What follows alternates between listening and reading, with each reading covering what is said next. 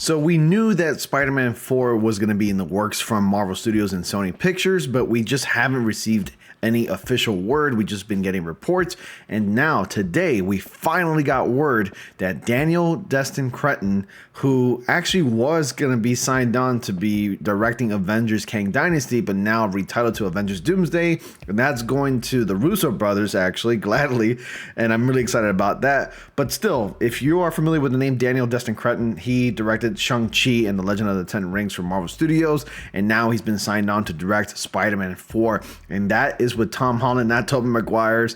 I know that people want Tobey Maguire a Spider-Man 4 movie for him, including myself, but I'm not sure if that's really going to happen, and I think the next time we're going to be seeing him is in Secret Wars. But anyway, this topic is about Tom Holland Spider-Man 4, and I have the article right here to share with you guys, so just make sure you subscribe, and it really helps out the channel, and stay tuned because I post daily. So now let's go ahead and get right into it. So Spider-Man 4 taps Shang-Chi's Destin Cretton to direct. Cretton made his feature film directorial debut in 2013 with I Am Not a Hipster. Following that, he made 2013 short term 12 and 2017's The Glass Castle and 2019's Just Mercy before he was then hired to helm the 2021 MCU movie Shang-Chi and the Legend of the Ten Rings. Now, per the Hollywood Reporter, Cretton will direct the fourth film in Tom Holland-led Marvel Spider-Man series. All three of the previous MCU Spider-Man solo movies, 2017 Spider-Man Homecoming, 2019 Spider-Man Far From Home, and 2021's Spider-Man No Way Home, were directed by John Watts, whose new movie with Brad Pitt and George Clooney, Wolves, will be released later this year. Cretton had previously been tapped to direct Avengers Kang Dynasty for Marvel Studios following his work on Shang-Chi and the Legend of the Ten Rings. However, Cretton stepped away from the project in November 2023.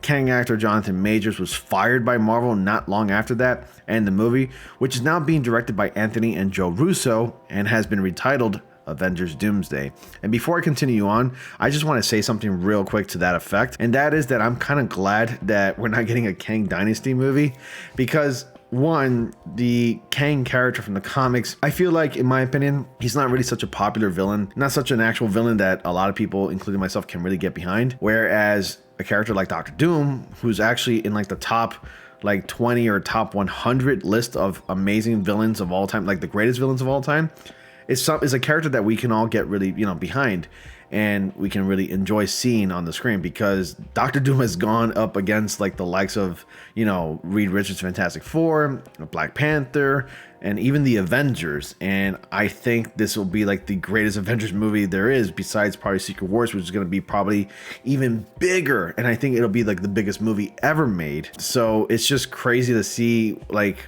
with all this dilemma, with the whole actor of Jonathan, Majors himself getting into trouble and getting fired and getting a different director and retitling this, it just shows that Marvel Studios is ready to dump the Kang character and just make him forgettable.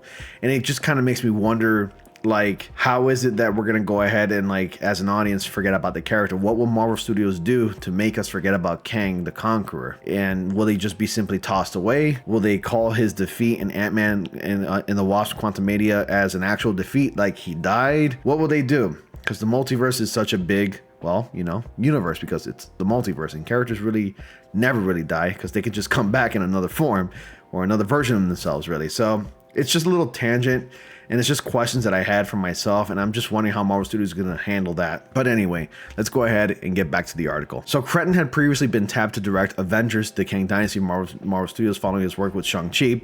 So additionally, Cretton co-created the upcoming Marvel Wonder Man series starring Yahya Abdul-Mateen II with Andrew Guest, while a sequel to Shang-Chi is also in the works. That's weird. I thought there was nothing going on for Shang-Chi, because I'm like, you can't forget Shang-Chi. It's kind of been up in the air for that character for quite some time, and I'm sure he's going to be appearing in the next Avengers movies. So plot details for Spider-Man 4 remain under wraps at this time, and the script is being written by Chris McKenna and Eric Sommers, while Kevin Feige and Amy Pascal will serve as producers. So sources say that Spider-Man 4 is running, not crawling, full steam ahead, and will shoot early next year, the Hollywood Reporter's articles notes. So a release date for Spider-Man 4 has not been announced at this time. All three of the other Spider-Man, Tom Holland Spider-Man movies are currently streaming on Disney Plus, so that's really exciting. It's also exciting to hear that they're going to be starting to film this movie as early as next year. I know that we've been getting reports that Sony wanted this movie to get going, you know, as soon as possible, because, you know, Spider-Man is really Sony's bread and butter. So of course they're gonna milk the poor wall crawler, you know, so that's kind of exciting, but at the same time it has us worried because of how fast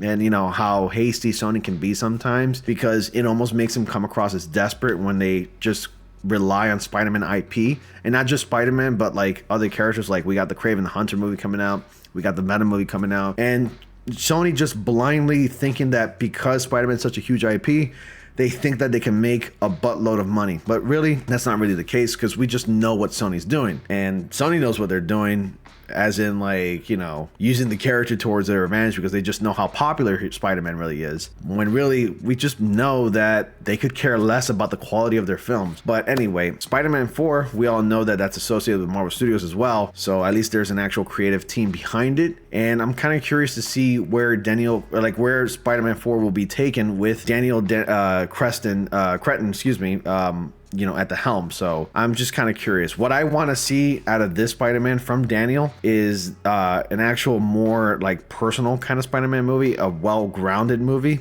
where it's smaller, you know, not like this larger than life multiverse-esque kind of Spider-Man movie. I'm kind of like tired of that already. No more team ups. I just want to see a solo adventure where he's really on his own. Because at the end of Spider-Man No Way Home, we saw Tom Holland's Peter Parker, you know, craft and like actually sew his own costume. And I just want him to see him as a grounded Spider-Man, like a friendly neighborhood Spider-Man, not a friendly multiverse Spider-Man, you know what I'm saying? So that's pretty much my take on it. What are your thoughts? And let me know, what are you excited about? And let me know what you're most excited about Spider-Man 4 and what you want to see come out of that movie. Anyways, that's all I got for you today. Thanks for watching. Be sure to like, comment, subscribe, and click on the bell notifications so y'all don't miss anything. Dislike the video if you did. And as always, I will see you all in the next comic panel.